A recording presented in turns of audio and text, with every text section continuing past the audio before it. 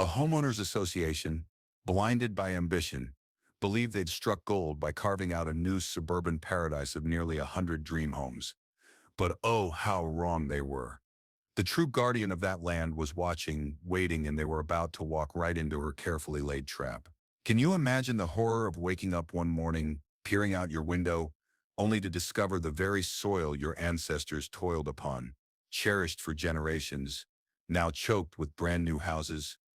Homes you never ever authorized. This wasn't a nightmare. It was the chilling reality for Marjorie Jenkins, a 62-year-old retired school administrator in a quiet Georgia suburb. For Marjorie, those 40 acres weren't just dirt and grass. They were a living, breathing testament to her family's spirit. Her parents, who had painstakingly paid off every inch, had instilled in her a profound truth as a little girl. Land is the one thing they can't make more of. She fondly recalled her childhood, running barefoot, chasing fireflies as dusk settled, her father's voice echoing his fervent wish for her to forever hold on to their precious inheritance. So, when glitzy developers overlooked it, when neighbors eagerly sold their plots, Marjorie remained steadfast. She never, not once, wavered. Most folks just didn't grasp the profound value of her sprawling property. It lay nestled on the outskirts of a burgeoning town called Macon, where chain stores had begun to sprout, yet vast, untouched fields still whispered tales of the past. Developers, with their profit-driven eyes, saw Marjorie's land as an inconvenience, a wild tangle of trees, uneven ground, and stubborn clay. But to her, oh, to her it was absolutely priceless. And unlike so many who inherit, she didn't neglect it. She nurtured it. Every single year, without fail, she paid the taxes on time. All her vital paperwork was meticulously organized in a fireproof safe, a testament to her unwavering diligence. She even entrusted her dear friend Samuel Davis, an attorney, to review the title every few years, just to be absolutely certain. "Marjorie, you built yourself a fortress here," Samuel declared during one of their kitchen table chats. "No one, and I mean no one, is taking this from you." She offered a polite smile, but deep down she understood the harsh realities of the world. Those with wealth and influence often believed they could simply bend the rules. And Marjorie?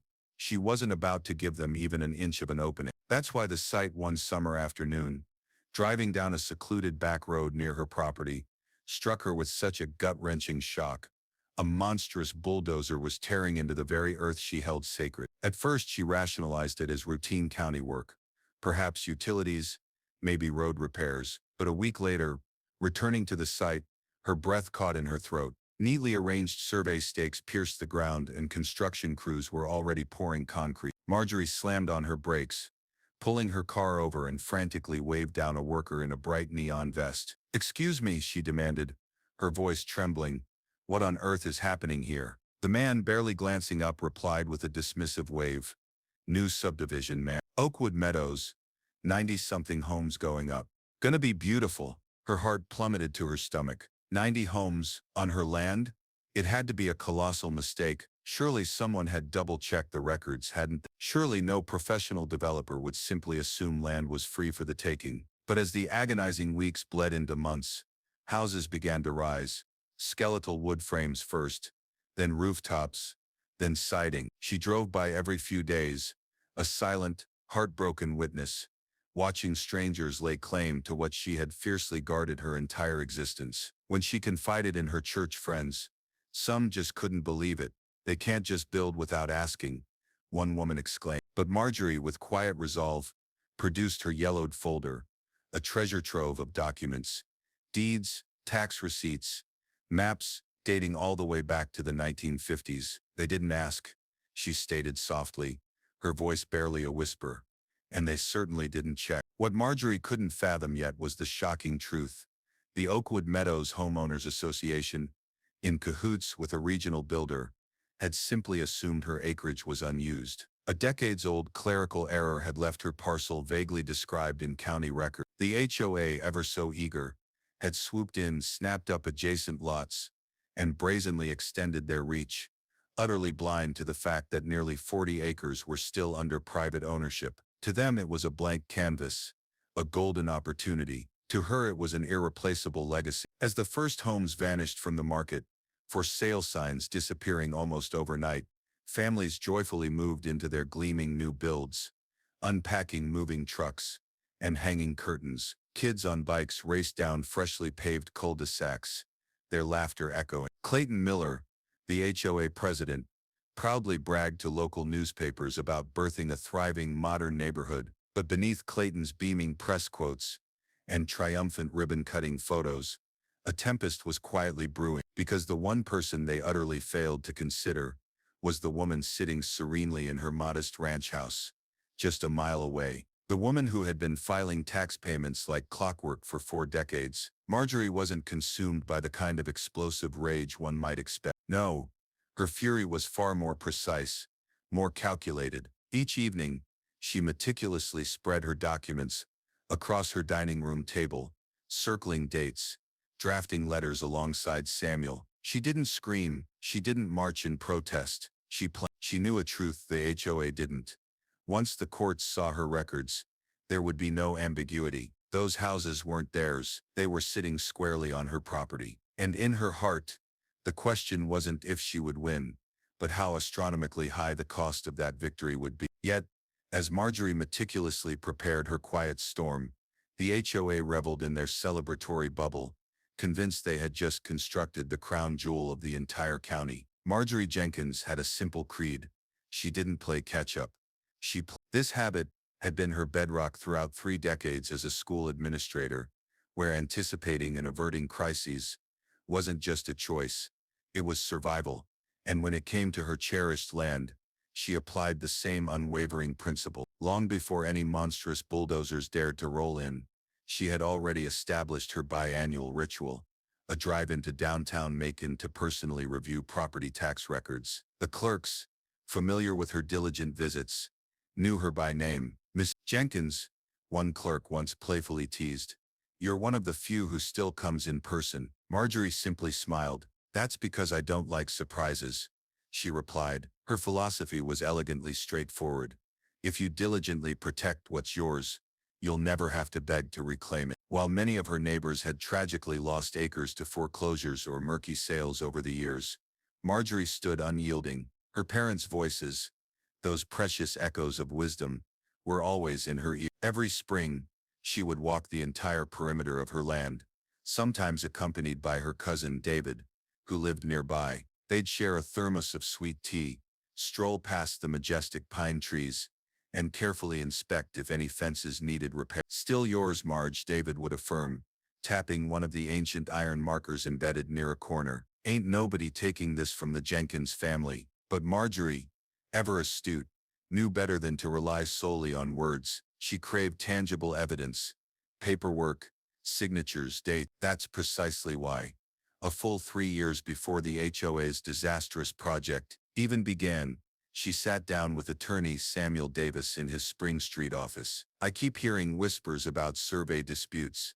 she confided, sliding a thick folder across his desk. "Developers are circling this county like hungry hawks. I need absolute assurance that my land cannot be touched." Samuel, flipping through the meticulously organized contents, raised an eyebrow in impressed surprise. "Marjorie, this is more thorough than most courthouses manage. You have receipts, maps, and even your father's original handwritten notes." "I've been ready since '88, she responded dryly, a hint of steel in her voice. Together, they painstakingly reviewed every single line of the deed chain, confirming that not an inch had been sold, transferred, or even encumbered. Samuel updated her will to specifically reflect the land, and as a proactive measure, filed a quiet title action to ensure the court formally reaffirmed her ownership. It was, as he aptly put it, belt and suspenders lawyering, a move that would later prove to be her ultimate salvation. Because when the HOA's colossal development inevitably breached her boundary, there was already an irrefutable, court-recognized paper trail bearing her name. Meanwhile, the HOA's leadership, particularly Clayton Miller, their proud, sharp-tongued president, saw Marjorie as utterly insignificant. They'd drive past her modest ranch home, barely affording it a second thought. To them, she was merely another retiree with far too much grass to mow. Oh, how profoundly mistaken they were. One afternoon, as Marjorie and Samuel sat at her dining room table, he carefully outlined the potential legal battles. "They'll likely claim ignorance," he predicted, Argue it was a simple mistake, some oversight in the county files. Marjorie calmly stirred sugar into her tea. Ignorance, she stated flatly, doesn't move a bulldozer. Samuel leaned back, a pensive look on his face. You grasp the implications, don't you? Once these families are settled, the stakes will skyrocket. This won't just be about money. It's going to become intensely emotional. People will undoubtedly see you as the villain, even though you are the rightful owner. I've been painted worse, she replied, her gaze unwavering. They'll confront the truth in court. Her composure, her profound stillness, surprised even Samuel. But it wasn't the calm of detachment. It was the serene focus of a warrior sharpening her blade before a monumental battle. As construction intensified, Marjorie didn't raise her voice. She documented. She meticulously snapped photos from public roads, recording dates and details. She even videotaped one day as massive trucks rolled in, concrete poured, and sold signs were hammered into the ground. Every single piece of evidence was filed away in a neatly labeled binder. Oakwood Meadows, the evidence. Her cousin David once inquired why she wasn't making a grand spectacle. Why not chain yourself to a tree or alert the local news? He pressed, genuinely perplexed. Because they expect noise, she calmly explained. Noise fades. Paperwork endures. And with each passing week, her case solidified, becoming an unshakable edifice of truth. The irony was absolutely brutal. While the HOA toasted their perceived triumph, the unassuming woman they had so carelessly dismissed had already meticulously laid the groundwork to utterly dismantle them. Her property taxes were paid, right down to the last penny. Her title had been unequivocally reaffirmed by a judge. Her lawyer was fully briefed, and her evidence binder was so exhaustively detailed, it could have easily served as the construction company's own logbook. This trap hadn't been sprung overnight. No, it had been painstakingly, deliberately crafted, over years of unyielding vigilance. They had dismissed her as a quiet retiree, living out her twilight years. In truth, she was the one person in the entire county they should have feared above all others. But even as Marjorie fortified her defenses, the HOA, oblivious and arrogant, continued to expand their grand vision, convinced they had seized a golden opportunity, never once realizing they were building directly into someone else's impregnable fortress. For the Oakwood Meadows Homeowners Association, this project was meant to be their crowning glory, the very embodiment of the suburban dream. Rows of perfectly identical rooftops shimmered under the Georgia sun, meticulously manicured lawns stretched towards inviting cul-de-sacs, and a gleaming swimming pool stood at the heart of it all, tying the idyllic community together. They weren't just selling houses, they were peddling an entire lifestyle: status, community, the undeniable image of "you've made it." And no one championed this vision more vociferously than Clayton Miller, the HOA president himself. Clayton, in his late 50s, was broad-shouldered with distinguished salt and pepper hair, possessing an uncanny charm that captivated developers over power lunches. His reputation was built on getting things done, even if it meant, shall we say, cutting a few corners. "We're not just constructing homes," Clayton grandly announced to the local paper at a celebratory ribbon cutting. "We're forging a legacy neighborhood, a blueprint for progress that people will remember for generations." The assembled audience applauded politely. Cameras flashed, capturing the moment. Yet behind the scenes, Clayton and his board were already deep in negotiations with Hanover Construction, a mid-sized builder ravenous for expansion in Bibb County. The proposition was disarmingly simple. Oakwood Meadows would double in size, engulfing a vast expanse of what county maps vaguely labeled as unclaimed land. The only minor hiccup: no one, not a single soul, bothered to actually confirm its ownership. A keen-eyed junior project manager at Hanover hesitantly raised the issue during a meeting, flipping through some faded county plats. "It appears parcel 4T67 still has a name attached," he pointed out. Jenkins. Clayton, with a dismissive wave of his hand, brushed it off. "Paperwork error. Probably some old farm that's long gone. We'll sort out the details after the build." This, you see, was vintage Clayton. Start fast, fix later. His boundless confidence, his sheer audacity, infected the entire board. They genuinely believed paperwork was a mere formality, something their high-powered lawyers could effortlessly handle once the community was up and thriving. After all, Who in their right mind would dare to challenge 96 brand new homes, brimming with eager family? Their ambition wasn't merely about housing. Clayton and the board saw shimmering dollar signs. A larger community meant exorbitant HOA dues, more unchecked power, and glowing personal recognition. Local banks eagerly lined up, practically tripping over themselves to finance the project. Real estate agents gushed about Phase 2, and Hanover Construction kept its crews relentlessly working 6 days a week to stay ahead of schedule. To any casual observer, it appeared absolutely unstoppable. Bulldozers roared, tearing through ancient trees. Surveyors meticulously pounded stakes into the earth. Foundations sprouted like a row of concrete teeth across the landscape. Even the mayor himself made a cameo, stopping by to shake Clayton's hand and pose for a photo beside the very first framed house. In neighborhood meetings, Clayton painted a vivid, almost utopian picture. "Folks, this expansion means our property values are going to absolutely skyrocket," he declared, emphatically tapping his finger against a PowerPoint slide. "We're talking improved schools, retail closer than ever, a safer, stronger community. Oakwood Meadows is about to become the place to live in Central Georgia." Homeowners cheered, their hearts swelling with pride. They trusted him. They trusted the process. But alas, subtle cracks were already beginning to show. Not in the sturdy new homes themselves. They were solid enough. But in the very foundation of the deal itself. Contractors whispered uneasily about the vague land record. A Hanover accountant quietly flagged a glaring discrepancy in acreage reports. Even one unassuming county clerk murmured to a board member that the Jenkins name still stubbornly appeared in the database. Instead of hitting the brakes, Clayton, with characteristic recklessness, doubled down. "If we pump the brakes now, we lose momentum," he thundered to his board. "Momentum is everything. Families are ready to buy, and we are not going to scare them away with technicalities." His words, laced with false bravado, carried immense weight. By autumn, half the homes were under contract. By winter, moving trucks were unloading sofas and gleaming flat-screen TVs. Children raced gleefully in driveways. Festive holiday wreaths adorned brand-new doors. To these families, it was paradise.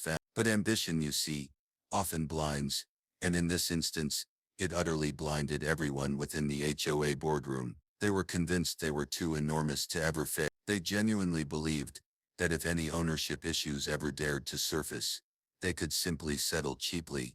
A quiet payout here, a discreet deal there. After all, what retired old woman would possibly dare to challenge a formidable machine like that? At one boisterous HOA mixer, Clayton, brimming with hubris, bragged to a cluster of new residents about the project's seamless progress. "Land's land," he chuckled, swirling a plastic cup of wine. "Half the time it's entangled in red tape. We just cut through it. That's how you make real progress." The families laughed, some uncomfortably, others openly admiring his perceived boldness. But in that fleeting moment, a terrifying truth crystallized. Clayton wasn't merely ambitious.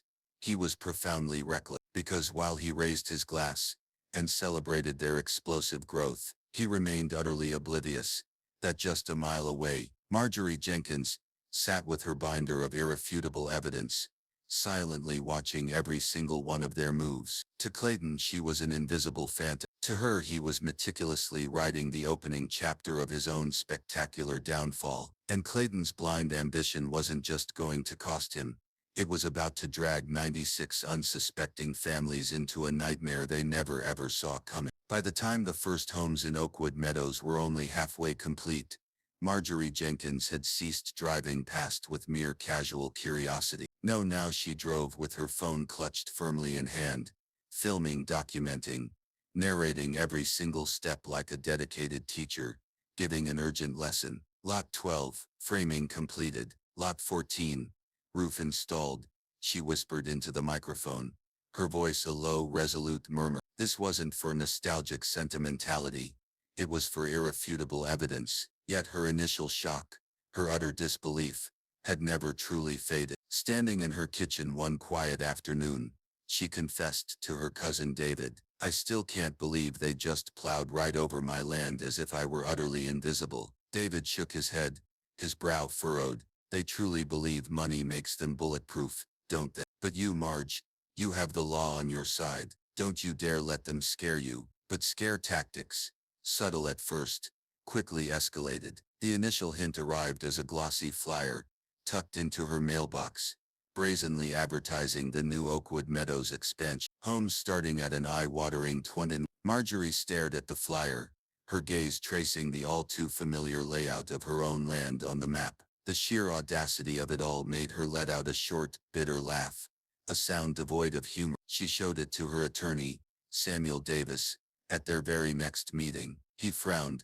rubbing his chin thoughtfully. They're not even attempting to hide what they're doing, he observed. They're daring you to challenge them. And that, Marjorie declared, her eyes flashing with renewed resolve, is exactly what I intend to do. The next chilling sign emerged from a casual conversation in a grocery store parking lot. Marjorie unexpectedly ran into Brenda Hayes, a neighbor from down the road. Have you seen what they're building? Brenda asked, wide-eyed. Seen it? Marjorie retorted, her voice sharp with indignation. It's mine. Brenda blinked, clearly taken aback. What do you mean yours? That land, they're building on my family's inheritance. Marjorie explained, her voice firm. They just didn't bother to check. Word at first spread as hushed whispers. A woman at church cautiously inquired if it was true she was suing the new subdivision. A well-meaning deacon even suggested she simply take the money and walk away. But Marjorie wasn't chasing a quick payout. Oh no, she yearned for something far more profound. Justice. Her very first official move was to dispatch a cease and desist letter, meticulously drafted by Samuel. The HOA received it on a Friday morning. Clayton Miller, the president, read it, then burst into scornful laughter. This woman actually thinks she's going to frighten us with paperwork. He scoffed to the board. She utterly lacks the resources to fight a machine like ours. He tossed the letter aside, supremely confident it would lead nowhere. But Marjorie, dear Marjorie, was anything but bluffing. Within weeks, Samuel filed the lawsuit, attaching every single document she had so meticulously preserved. The legal complaint landed on the HOA's desk with the force of a hammer blow. Property deeds, tax receipts, detailed boundary maps, even a copy of her parents' probate records, clearly illustrating the land's transfer decades earlier. Clayton, stubbornly deluded, still refused to take it seriously. It'll be tossed out, he assured Hanover Construction at their next meeting. These kinds of cases always are. What he catastrophically underestimated was Marjorie's unparalleled thoroughness. She wasn't some panicked retiree flinging accusations wildly. She had been preparing for this very moment long before they ever broke ground. Meanwhile, the first families, utterly oblivious, began moving into their brand new homes. Moving trucks rumbled through the streets. Children excitedly unpacked bikes, and parents lovingly planted flowers in their front yards. They had no idea, not the slightest inkling, that their cherished dream homes were teetering on a fault line of ownership, poised to crack wide open at any terrifying moment. One new homeowner, Victor Rodriguez, vividly recalled overhearing two construction workers arguing near his driveway. I'm telling you, one insisted, this land isn't clean. There's a Jenkins name still on file. The other worker merely shrugged. Doesn't matter now. Houses are already sold. Victor dismissed it at the time, but the unsettling words would return to haunt him. Back at Marjorie's quiet home, the tension grew heavier, a palpable weight in the air. She and Samuel strategized almost daily, poring over the responses from the HOA's high-priced attorneys. They weren't outright denying the land was hers. Instead, they were desperately trying to argue that her claim was outdated, that she hadn't actively used the property. Samuel smirked as he read their feeble attempts. They're desperate, he declared. This won't hold up in court. Yet, Marjorie understood the immense uphill battle ahead. They're going to paint me as heartless, she mused one evening, as if I want to throw families out onto the street. Samuel nodded gravely. And you must be ready for that, Marjorie, because this isn't just about the law anymore. It's about public perception. She was ready to face the disapproving whispers in church pews, the cold, accusatory stares at the grocery store, the subtle yet relentless pressure to simply capitulate. She knew her community, and she knew how swiftly people could turn against anyone who dared to disrupt their comfort. But she also knew, with every fiber of her being, that she hadn't dedicated her entire life to protecting her family's land only to surrender it to a group of arrogant people who believed the rules simply didn't apply to them. The first signs of trouble were no longer whispers. They were headlines waiting to be screamed, and Marjorie, calm, resolute, and utterly unflinching, was bravely stepping into the eye of the storm, armed with her meticulous binder of evidence and the unyielding force of the law on her side. But as her case gained undeniable momentum, the families who had just hung pictures on their walls were about to discover that the very ground beneath their feet wasn't theirs at all. By early spring, Oakwood Meadows shimmered like a scene ripped from a glossy real estate billboard. The winding cul-de-sacs were flawlessly finished, the sidewalks meticulously poured, and streetlights cast a warm, inviting glow at dusk. Trucks emblazoned with moving company logos rumbled through nearly every weekend. Families excitedly unloaded boxes, children laughed as they raced across driveways, and cheerful golden retrievers sniffed at freshly laid sod. From the outside, it was the quintessential American dream, seemingly thriving. But beneath that glossy, picture-perfect surface, a tempest was already gathering formidable strength. The Rodriguez family, Victor, his devoted wife Angelina, and their two bright children, were among the very first to move in. They had scrimped and saved for years, pinching every single dollar, all for the dream of their first true home. When they toured the model house, Angelina instantly fell head over heels for the kitchen. "Oh, Victor," she had exclaimed, tracing a hand across the cool granite counter. "This is where we'll host Thanksgiving, won't we?" Victor, swelling with pride, signed the contract, genuinely believing he had secured unwavering stability for his precious children. They were not alone in their blissful ignorance. Laura and Thomas Briggs, a young couple from Warner Robins, purchased one of the charming three-bedroom homes near the edge of the sprawling development. For them, it was a much-needed escape from a cramped, suffocating apartment. "We finally have a backyard," Thomas had joyfully declared, watching his dog playfully chase a stick. Laura was already lovingly painting the nursery for the baby they eagerly awaited in July. On another street, Daniel and Mona Price, a retired postal worker, and his wife, viewed their new home as the ultimate reward after decades of tireless labor. "Sister," Mona had confided over the phone, her voice thick with emotion, "this is where we'll grow old together. We've finally found peace." The HOA, utterly oblivious to the impending disaster, celebrated each successful closing with quiet, self-assured confidence. At every meeting, Clayton Miller, radiating smug satisfaction, updated the board. "We're 80% sold already. This community is truly a model for the entire region." Applause always followed, glasses clinked in celebration, and not a single soul dared to question him. But not all the new homeowners felt entirely at ease. Unsettling rumors began to trickle in. Victor Rodriguez distinctly recalled hearing neighbors whisper at a block party about some woman claiming she owns the land. At first, everyone laughed it off. "Scare tactics," one man scoffed. "People always emerge from the woodwork when money's involved." Yet, a few residents became deeply unsettled by the official-looking letters they started receiving, legal notices, sent by Marjorie's attorney, informing them of the pending lawsuit. Angelina found one taped to their front door one morning. Her hands shaking, she handed it to Victor. Is this real?" she whispered, her voice barely audible. Victor read it twice, his heart pounding.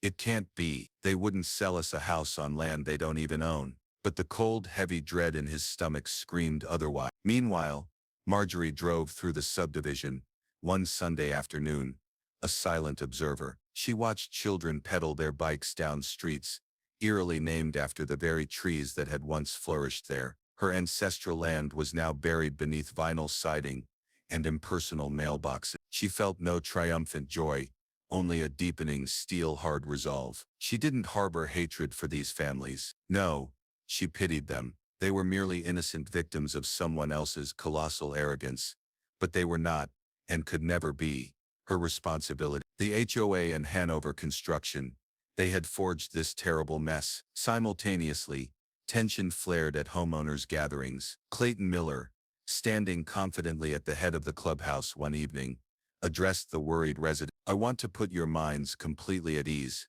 he declared, forcing a smile. "Yes, there's a woman making claims about the property, but our attorneys assure us there is absolutely no merit to her demands. You have nothing, absolutely nothing, to worry about. A man in the back hesitantly raised his hand. But what if she actually wins? She won't. Clayton shot back, his voice edged with desperation. And even if she tries, the county will never allow 90 families to lose their homes. Trust me, we're solid. His forced reassurance momentarily quieted some, but certainly not all. A few homeowners, driven by a gnawing unease, began discreetly searching Marjorie's name online. What they unearthed was profoundly disturbing.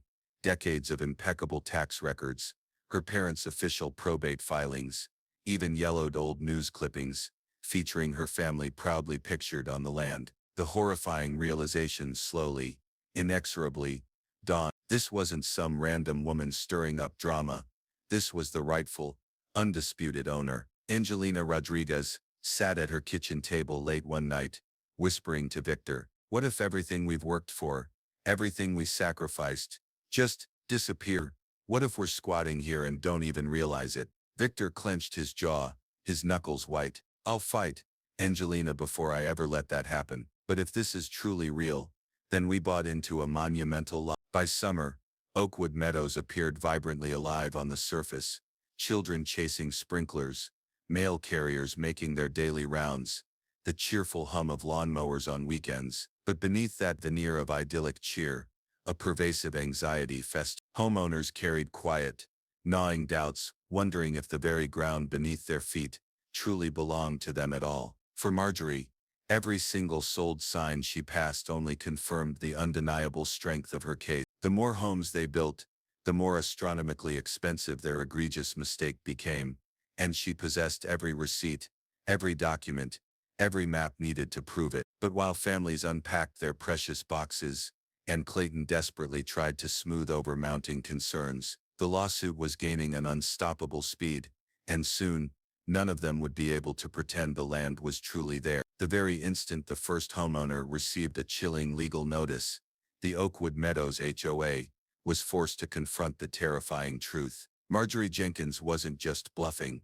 Oh no, she was coming for them, and she was not alone. Her attorney, Samuel Davis, filed the lawsuit in Bibb County's Superior Court with breathtaking, meticulous precision, attaching nearly 4 decades of irrefutable property records. This wasn't just a stack of paperwork.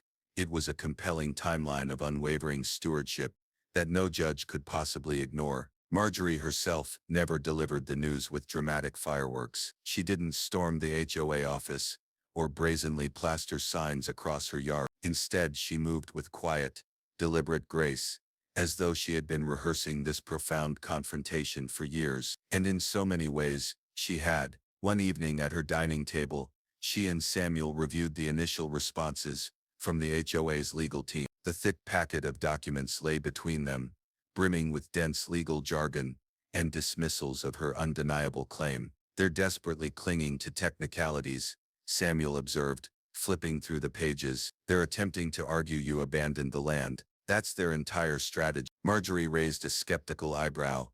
"Abandoned?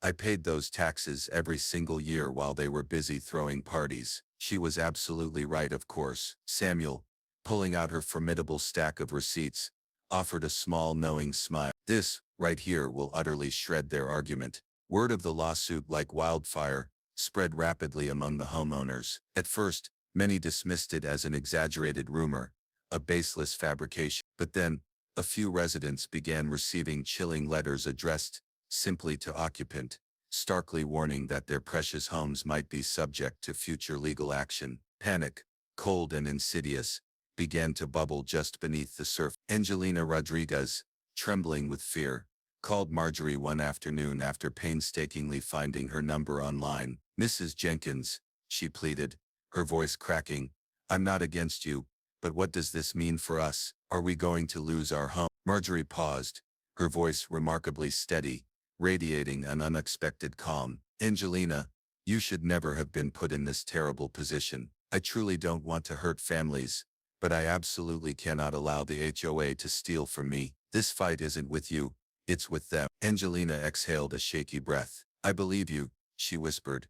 "I just don't know how we'll survive if this all falls apart." The more homeowners learned, the more unbearable the pressure became on Clayton Miller and his arrogant board. At a volatile HOA meeting, voices grew sharp, then outright hostile. "You told us everything was fine," one man roared, his face contorted with fury. Clayton, raising his hands in a futile gesture of appeasement, stammered, "It is fine.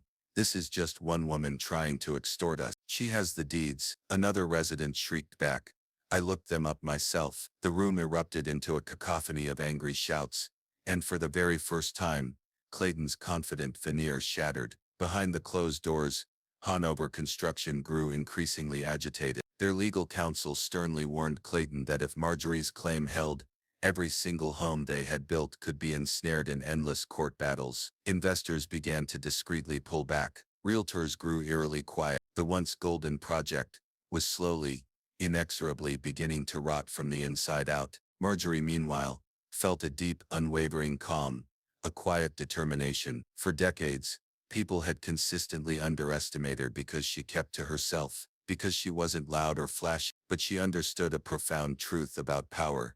Real power didn't shout. It built quietly, meticulously, until it became utterly impossible to ignore. Samuel encouraged her to maintain her measured composure. "You are undeniably winning this on paper, Marjorie. Don't allow yourself to be dragged into their theatrics." She offered a faint smile. "I don't need theatrics, Samuel. I just need the truth." Yet, the pressure wasn't solely on the HOA. Marjorie began receiving vile anonymous letters in her mailbox. One chillingly read, "You're ruining family. Drop the case." Another ominously warned, "You'll regret this." She showed them to Samuel, who frowned deeply but urged her not to be rattled. "This is their fear speaking, Marjorie," he assured her, "and fear means we're closing in." At church, a few people pointedly avoided her pew. Some whispered that she was greedy.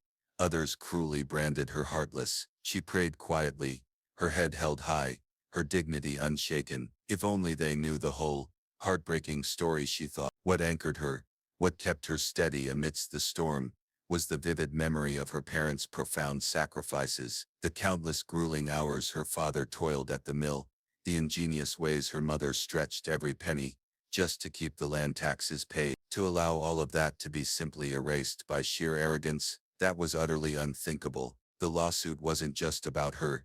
It was about legacy, about unwavering respect, and about having the courage to stand tall when everyone else expected silence. The HOA, in a desperate last-ditch effort, doubled their legal arsenal, hiring an even larger, more aggressive law firm from Atlanta. Clayton gave a flurry of interviews to local news outlets, shamelessly painting Marjorie as an unreasonable and inflexible villain. "We've generously offered her compensation," he declared, his voice dripping with false sincerity, "but she simply refuses to compromise. We are merely trying to protect innocent families from being displaced." Marjorie watched the clip on television, shaking her head slowly. "Compensation," she muttered, a bitter taste in her mouth. "They never offered me a dime." Their blatant lies only served to steel her already formidable resolve. She had dedicated her entire life to teaching children that honesty mattered, that actions carried consequence. Now it was her turn to unequivocally prove it in the real world. Her case wasn't about making friends. It was about making things undeniably right. And she knew, with every passing day the legal battle dragged on, the more the HOA would expose their own profound weakness. But the courtroom showdown was now imminent, and once testimony truly began, the quiet storm Marjorie had so meticulously prepared was about to break wide open, for everyone to witness. By the time the emotionally charged case finally reached the hallowed courtroom, the entire county was abuzz with fervent discussion. Local newspapers screamed headlines like "Suburban Dream on Trial," "Land Dispute Rocks Community" across their front pages, and hushed whispers filled coffee shops, bustling barber shops, and echoing school hallways. 96 precious homes hung precariously in the balance, and everyone, absolutely everyone, desperately wanted to know if Marjorie Jenkins, the quiet 62-year-old retiree, could actually bring down an entire powerful homeowners association. The courtroom itself was packed to capacity,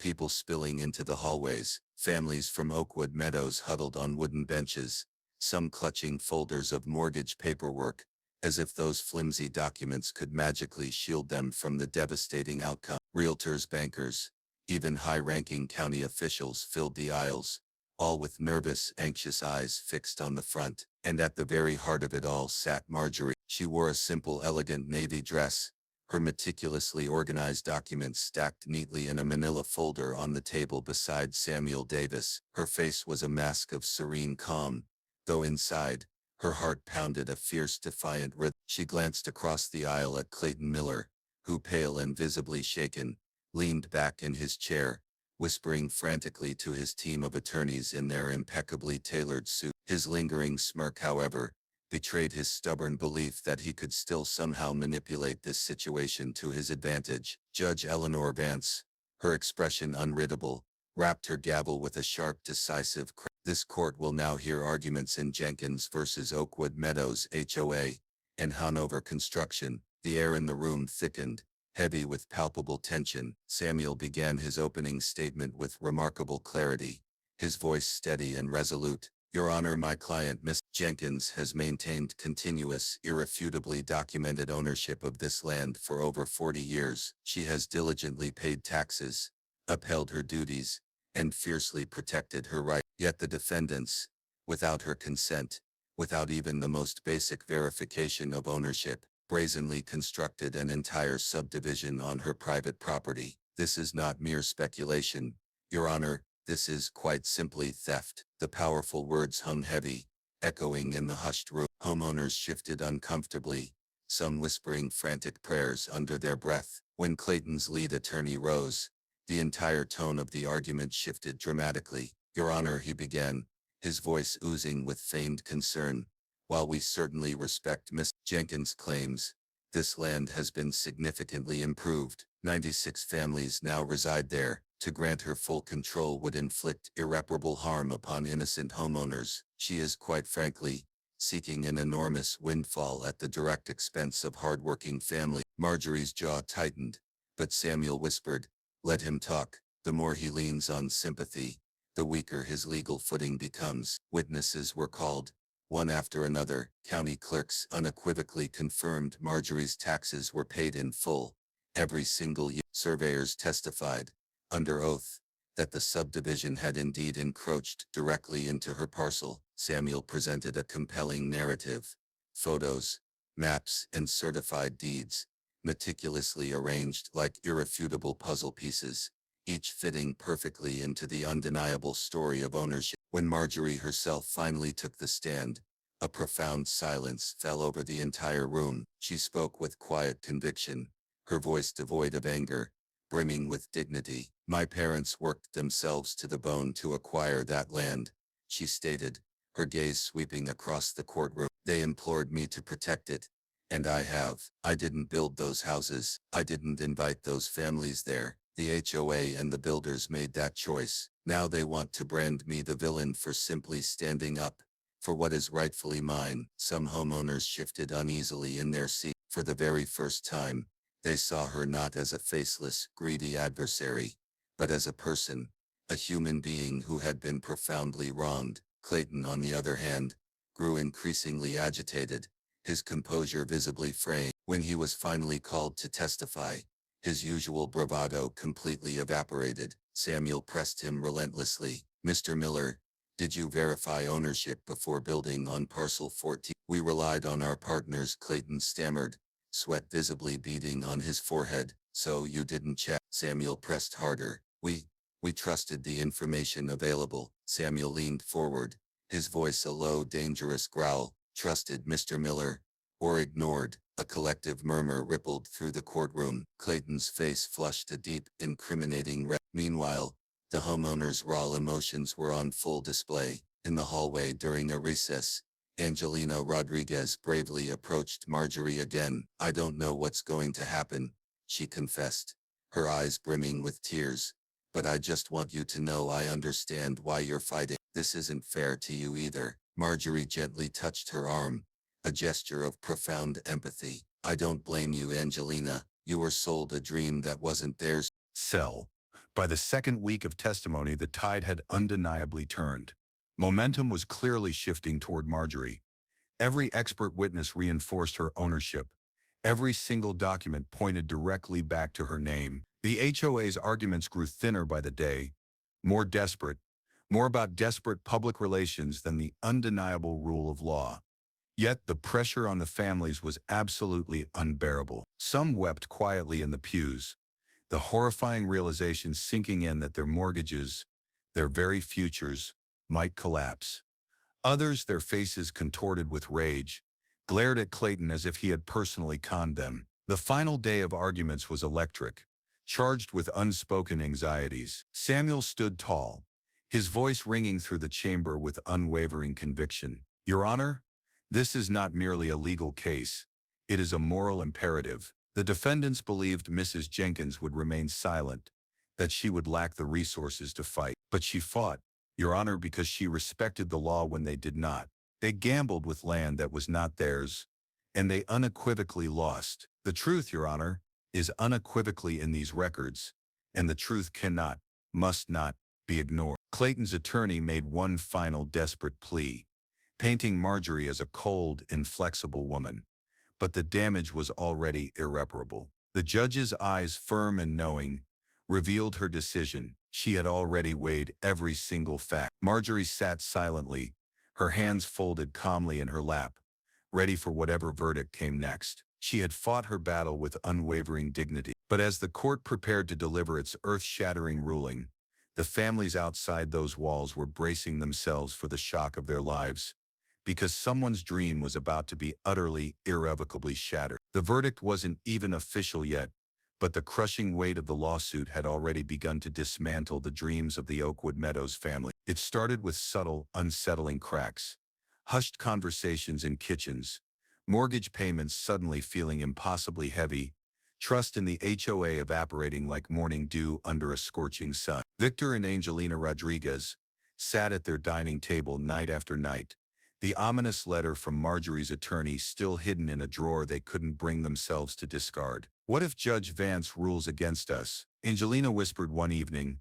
her voice laced with terror. Their children slept soundly upstairs, blissfully unaware that their home, their sanctuary, could vanish with a mere stroke of a pen. Victor stared at his calloused hands, his jaw clenched tight. "Then we fight for compensation," he vowed, his voice raw.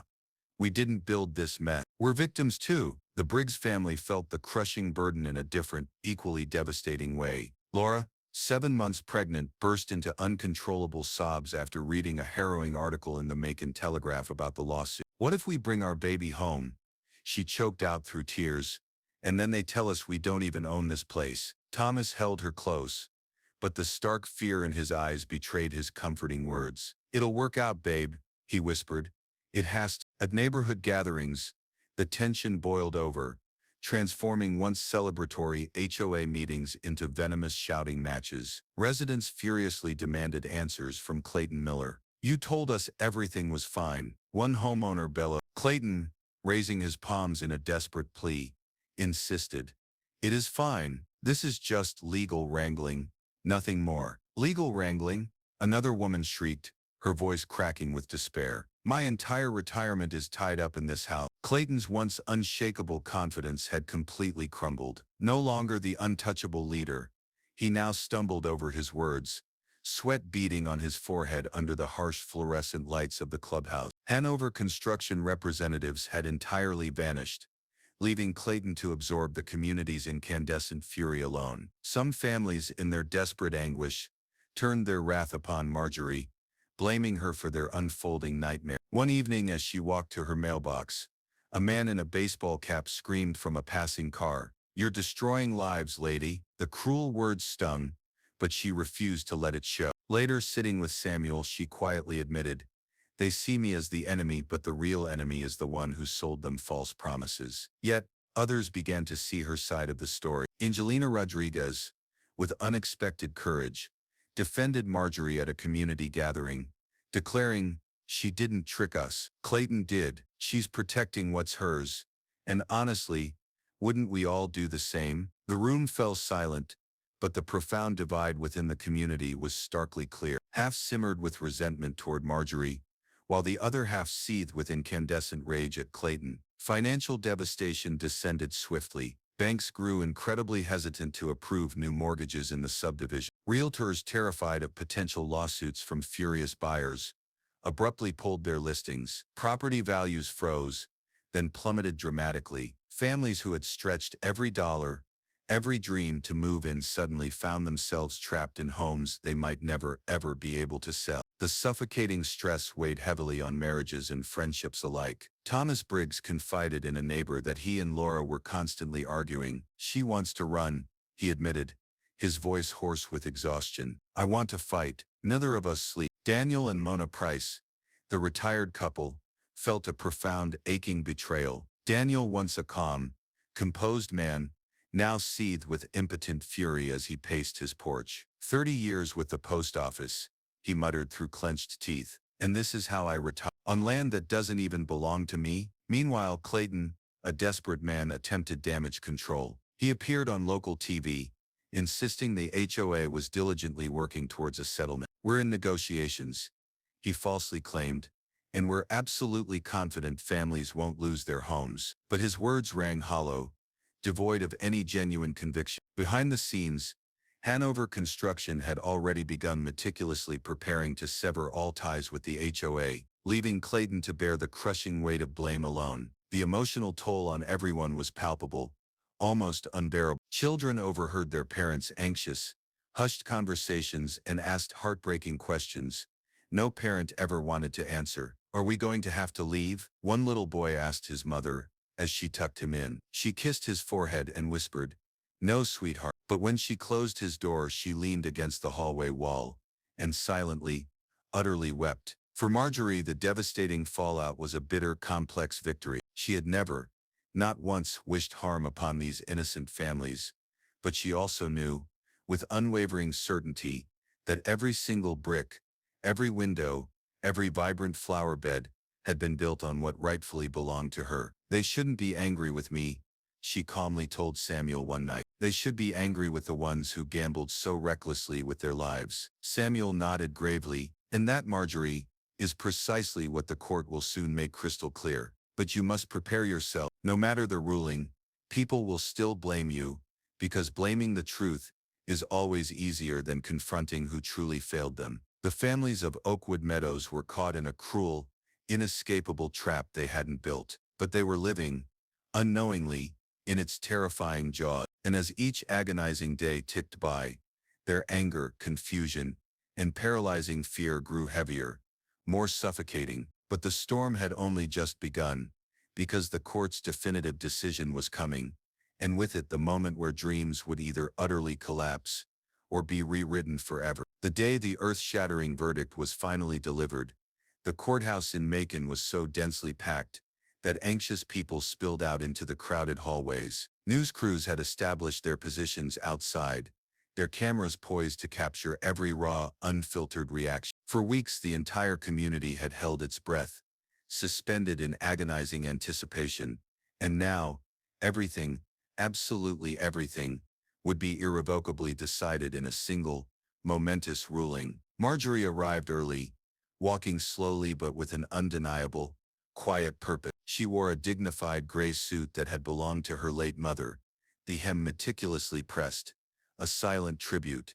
Beside her, Samuel carried a heavy binder overflowing with documents, though by this point, he hardly needed it. The facts were irrefutable, undeniable. The land was hers, and the arduous trial had made that devastatingly clear. Still, Marjorie prayed silently as she took her seat, not for victory, but for the profound strength to endure whatever came next. Across the aisle, Clayton Miller looked utterly pale, his usual swagger completely gone. His tie was loosened, and he whispered frantically to his team of high-priced lawyers. The grueling weeks of testimony had clearly taken a brutal toll. Homeowners who had once lauded his leadership now openly glared at him with furious contempt. Even Hanover Construction had completely distanced itself, refusing to appear in the final critical hearings. Clayton was isolated, utterly alone, the crushing weight of 96 shattered families pressing down on his shoulder. Judge Eleanor Vance entered the solemn courtroom,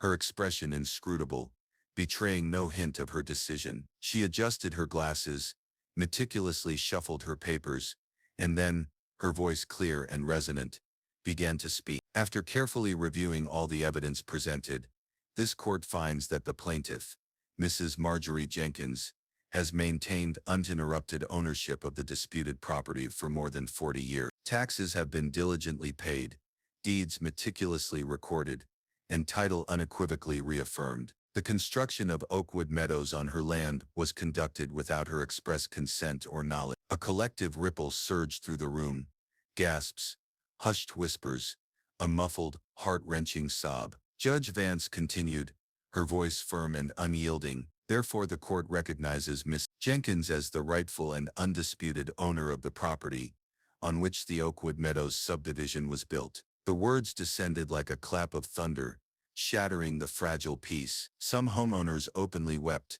their dreams dissolving before their very eyes. Laura Briggs clutched her pregnant belly, burying her face into Thomas's shoulder, sobbing uncontrollably. Victor Rodriguez dropped his face into his hands, his body shaking. Mona Price stared straight ahead, her lips trembling, her gaze fixed on nothing. To them it felt as if their entire world had just spectacularly collapsed. But for Marjorie, it was profound vindication. She closed her eyes briefly, a silent, heartfelt whisper escaping her lips. "Mama, Daddy, we did it." The judge, however, was not yet finished. "As for remedies," she continued, her voice resonating through the stunned silence, "the matter of compensation must be determined through further proceedings. Hanover Construction and the HOA are liable for damages. Homeowners will not be immediately displaced, but their residency is contingent on a swift and fair resolution between the defendants and Mrs. Jenkins." It was a legal pronouncement that, while not immediately evicting the families, cast an ominous shadow of profound uncertainty over their future. Samuel, beneath the table, gently squeezed Marjorie's hand. "This is a victory, Marjorie," he murmured. "The rest will follow." Outside the courthouse, a frenzied swarm of reporters descended. Clayton, pale and desperate, tried to bolt past the cameras, but a wall of microphones blocked his escape. "Mr. Miller, do you have a comment on the ruling?" one reporter shouted above the din. Clayton snapped, his voice raw with desperation.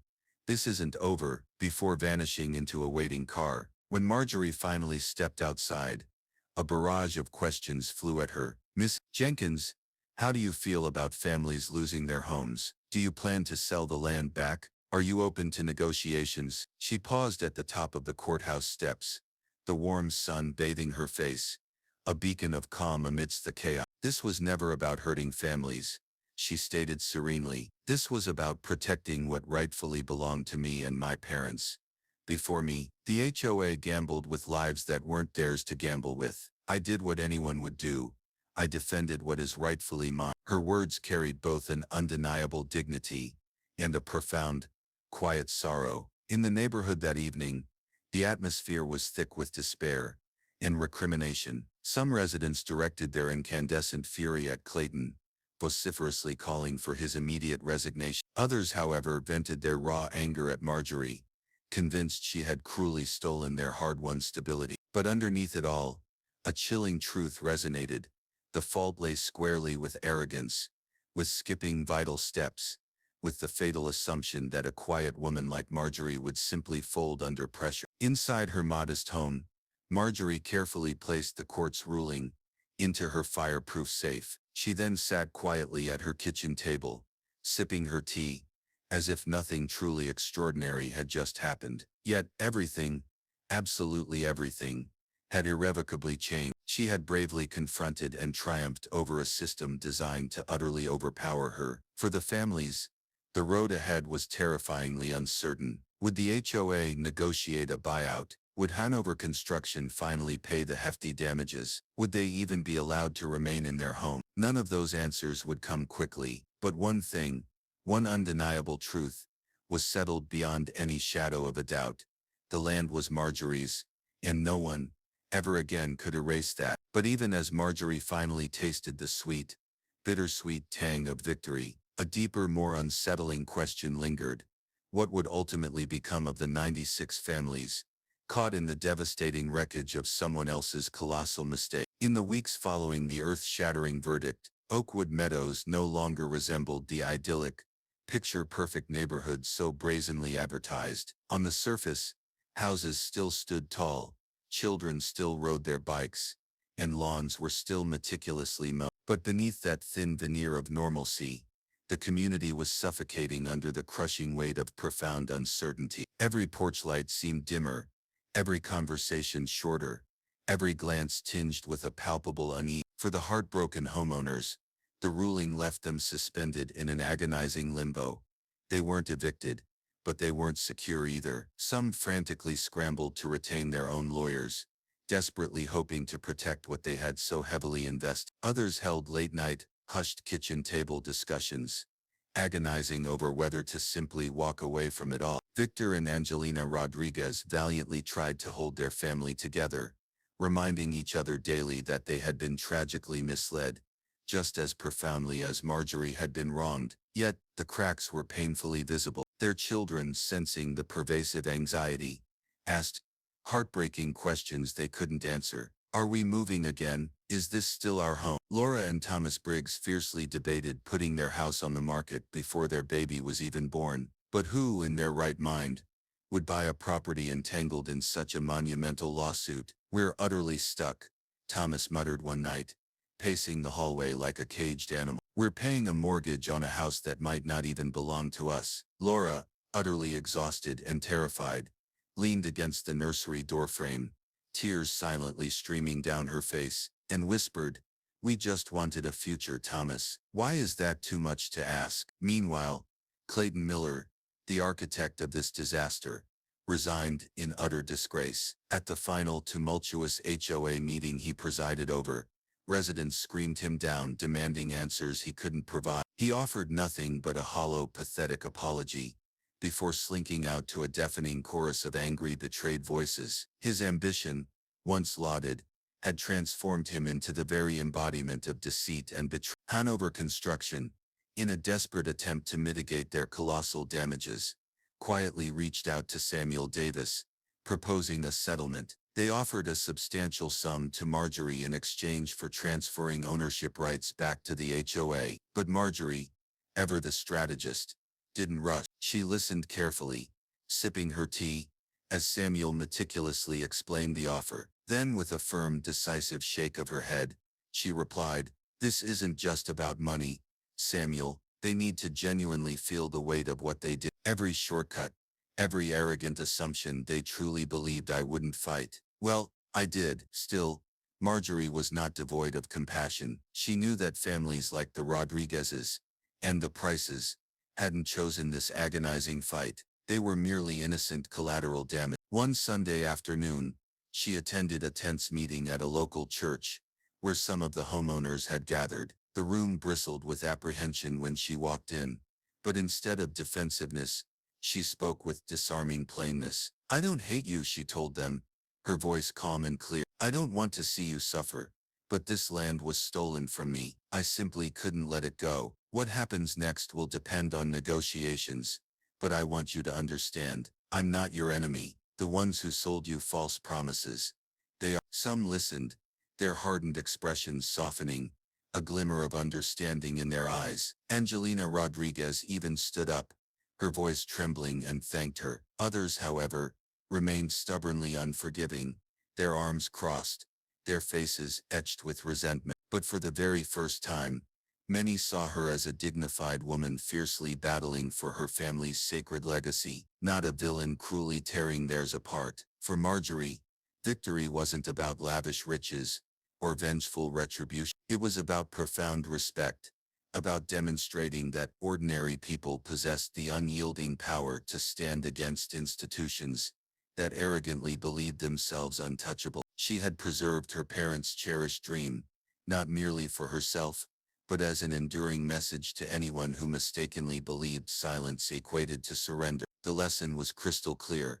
When you catastrophically underestimate someone's unwavering resolve, you inevitably invite consequences you can no longer control. The HOA had brazenly built 96 homes on someone else's land, utterly confident they could simply bully their way through any obstacle. Instead, they had walked directly into a meticulously crafted trap, a trap born not of malice, but of years of quiet, unwavering vigilance. Weeks later, as Marjorie walked her property line with her cousin David, she paused by one of the ancient iron markers that had stood there since her own childhood. "Daddy told me to never ever let this go," she murmured softly, a wistful smile gracing her lips. David nodded, his voice thick with emotion. "You honored him, Marge. You honored both of them." In the shimmering distance, the rooftops of Oakwood Meadows gleamed under the sun. For Marjorie, they were no longer symbols of defeat. No, they were powerful reminders that patience, persistence, and the unyielding force of truth had carried her through. She had been underestimated. She had been ignored. She had been insulted, but she had not, would not, be defeated. For the families, however, the road ahead remained terrifyingly uncertain. Negotiations would undoubtedly drag on, settlements would be fiercely fought over, and some might never fully recover the profound trust they had so tragically lost. Yet, even amidst their agonizing pain, there was a lesson to be learned. Shortcuts in life, it turns out, often leave deep, indelible scars, and blindly trusting the wrong leaders can come at the highest, most devastating cost. Marjorie's story transcended a mere lawsuit. It became a powerful parable whispered throughout the county and far beyond. It was about land, yes, but far deeper than that. It was about dignity, about standing tall and unyielding when others expected you to bow. And that, my friends, is where this powerful story leaves us, with a profound reminder that true strength doesn't always shout, and justice doesn't always arrive quickly, but when it finally comes, it is absolutely undeniably magnificent.